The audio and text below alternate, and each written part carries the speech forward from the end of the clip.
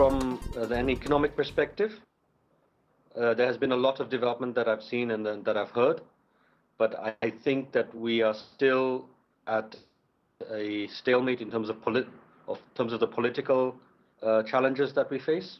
Unfortunately, I think we've seen a continued lack of accountability from government and state mechanisms. But I think what has been really beautiful and powerful is watching civil society, whether it's the judges and the lawyers or the university teachers or also just the different pockets of spaces where people are standing up against intimidation and where people are creating and facilitating connections between communities and trying to make space. And so I think that's what's powerful right now. I think something that lacks in this post-war reconciliation and development investment in the human capital on the future generations, because what we need is to fill the gap that the war had created due to the lives lost as well as due to the brain drain, to create the future leaders to take the country forward. And those are the areas that we need to focus. There's been a lot of discussion about demilitarization. I think that in particular is something that as we move farther and farther from the end of the war, I'm looking forward to seeing more and more progress specifically on that. I haven't had a lot to do directly with Sri Lanka, but being based here in Australia, there is a lot of discussion around refugees and refugees still arriving. And certainly we know that the internment camps have been disassembled in some way, and that some kind of restoration process is underway. Actually, I don't see any much progress on the ground with respect to ethnic conflict, because it seems like there's a very less or no willingness on the part of the government of Sri Lanka to find a solution to the ethnic conflict. So that itself is a major problem to see or seek a real progress on the ground.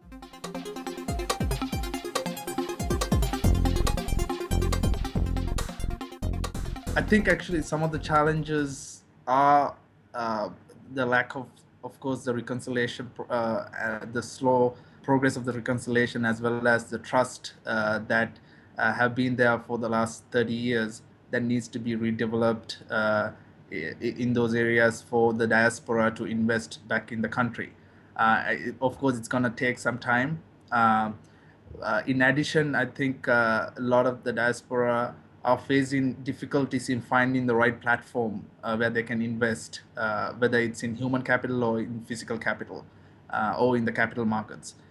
So I think those areas needs to be specifically addressed. I think the diaspora have been very reluctant, or they've not really understood properly what their role has been. And this has not been articulated as well. And this goes far beyond just the diaspora. I think that there is generally a lack of clarity on what the role for reconciliation should be, what the role of the diaspora should be for reconciliation. There's been a lack of clarity on even around the terms, the issues of the LRRC. No one really knows how to put that into motion. And as a consequence, the diaspora are left without any guidance, either from the government's perspective or from somewhere else, as to how they should move forward. Tamil diaspora is very diverse. It's not like they are one entity. They are very diverse as other communities in the world.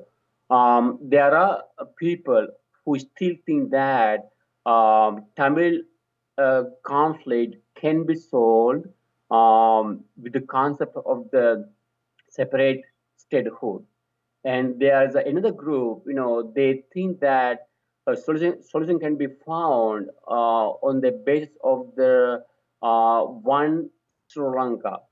So within these two groups, there are so many sections. So the common thing is that either common trend among the Tamil diaspora is, there's a less willingness from Colombo to seek a solution. I think simply knowing what's going on the ground is extremely important, and that's something that many members of the diaspora have to work very hard to do, because there is an enormous amount of contradictory information out there. And so to really understand what's going on the ground before we say things, I think is very important. For many, I think what's beautiful about what we're seeing in the diaspora right now is that we have many young people, especially, who are sincerely interested in being in solidarity with the resident population in Sri Lanka. Unfortunately, because of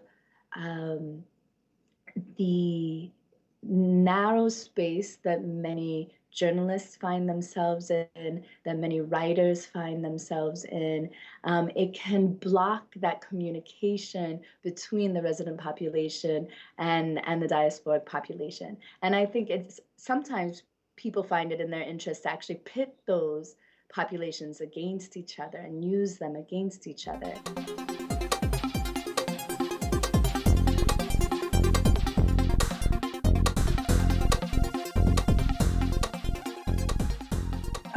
I think there are definitely a number of activities and organizations that have been working across the diaspora, so that are connecting, say, between networks here in Australia and perhaps Canada or the UK. I work in the cultural sector, so certainly a lot of people who are involved in different kinds of projects, whether they be simple NGO kind of rebuilding services, to people that are maybe working more on issues of policy or ethics. There's been an interesting crosstalk that has happened and is probably happening within and outside of Sri Lanka, often through mediated channels such as what Connections was able to do, as well as various blogs and a larger circuit of people looking around. We are seeing different mechanisms emerging, and I think as conversations deepen, stronger foundations are being built. I think the work that Young Asia TV has been doing is one great mechanism for facilitation of conversations and communication between the diaspora and resident populations, and highlighting different people's views.